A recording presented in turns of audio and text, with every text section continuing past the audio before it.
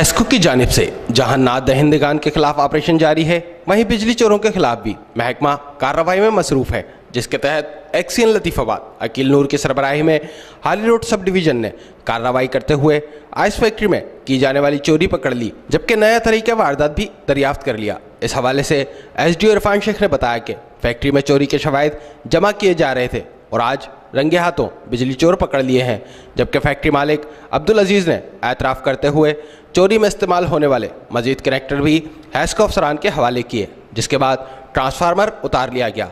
XEN Aqeel नूर ने इस मौके पर कहा कि अपने हैस्को चीफ अब्दुल हक मेमन की क़यादत में बिजली चोरों के खिलाफ कार्रवाई जारी रखेंगे और किसी किस्म की कोई रियायत नहीं बरती जाएगी। कैमरा टीम के हमरा अली अहमद शेख, सिटी न्यूज़, हैदराबाद। हम लाते हैं टॉप न्यूज, आपके फेवरेट टॉक शोज और अनलिमिटेड एंटरटेनमेंट सिर्फ यूट्यूब पर।